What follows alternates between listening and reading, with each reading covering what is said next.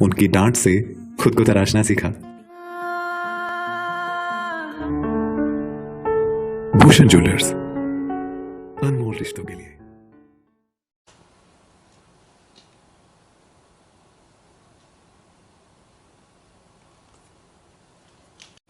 नहीं, हमने तो जब शुरुआत हुई थी हमने उसी वक्त कहा था कि सरकार जो है उसके पास इससे लड़ने का सेटअप नहीं है। अब एक साल के बाद जब दूसरा स्ट्रेन आया है, आज भी हम वहीं खड़े हैं, आज भी वही स्थिति है। फैसले लो, फैसले बदलो, फैसले पलटो। और अब आप देखो कि किस तरीके से आनन फानन में सब कुछ बंद किया जा रहा है। अब अगर इस दौरान तैयारी की होती, अब 16 अप्रैल को इलेक्शन सारे ख़त्म हो गए और अब जो है कोरोना की बंदिशें लगानी शुरू कर दी, जबकि जनता कितनी चला रही थी, कितने। अब सेकंड राउंड में तो डेथ्स बहुत हो रही हैं, बड़े पैमाने पे डेथ्स हो रही हैं। इसलिए सरकार का जो है कोरोना से लड़ने का जो सेटअप है वो आज भी अधूरा है।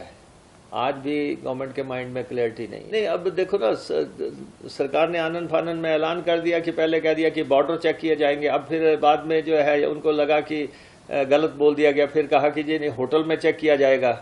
और इतने में लोगों ने सब ने अपनी जितनी भी बुकिंग्स कराई थी सब ने रद्द करा दी। अब पर्यटन कारोबारी परेशान है कि सरकार फैसले जो है सही तरीके से नहीं ले रहे हैं। बच्चे कह रहे हैं एक पेपर ले लिया, उसके बाद बाकी पेपर रोक दिए गए। तो अब प्रधानमंत्री ने तो ये भी कहा था कि विपक्ष को विश्वास में लेना। ये तो कहते हैं कि विपक्ष हमें गाइड ना करे। मुख्यमंत्री को लगता है कि जब विपक्ष बोलता है तो मुख्यमंत्री को ये लगता है कि कहीं विपक्ष अगर कुछ बोलेगा तो कहीं हमारी इंसल्ट तो नहीं हो रही है, कहीं हमारी ह्यूमिलेशन तो नहीं हो रही है, जनता कोई ऐसा तो नहीं सोच लेगी गलत। तो इसलिए वो कहते हैं हमें विपक्ष की राय की जरूरत नहीं है। और एक बात मैं कह देना चाहता हूँ, हिमाचल दिवस के पावन पर्व पे मुख्यमंत्री ने शुभकामनाएं देने की बजाय, प्रदेशवासियों को शुभकामनाएं दी जाती हैं और आज तक ये रिवायत रही है कि शुभकामनाएं दी जाती हैं। और मुख्यमंत्री ने इस मौके पे शुभकामनाओं के से हटके ये संदेश दिया प्रदेशवासियों को कि कांग्रेसी खाल में रहें। ये कभी नहीं हो सकता, कभी किसी मुख्यमंत्री ने नहीं कहा होगा ऐसे पावन मौके पे। और मुख्यमंत्री को अपने शब्द वापस लेने चाहिए क्योंकि उन्होंने गलत मौके पे ये बात कही है। दूसरा, मुख्यमंत्री जी ने धमकाऊ शैली का इस्तेमाल किया है। धमकाने की कोशिश मत करें कांग्रेस लीडर्स को। 3.5 साल से आप सत्ता में हैं और अब आप जो भाषा शैली का इस्तेमाल कर रहे हैं, आप तो कहते हैं कि मेरे जैसी भाषा शैली का व्यक्ति पूरी दुनिया में पैदा ही नहीं हुआ है, लेकिन आप क्या क्या लैंग्वेज आपने इस्तेमाल की है। दूसरा, जो हम कह रहे हैं आपने वही तो पुष्टि की है।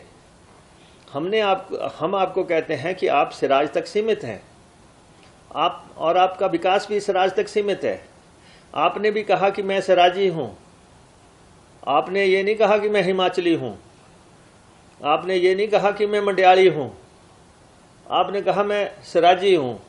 तो हम भी यही कह रहे हैं, तो आपको इतना गुस्सा क्यों आ गया? आप सिराज के हैं, सिराज के लोग बड़े सभ्य हैं, बहुत अच्छे अदब से बात करते हैं।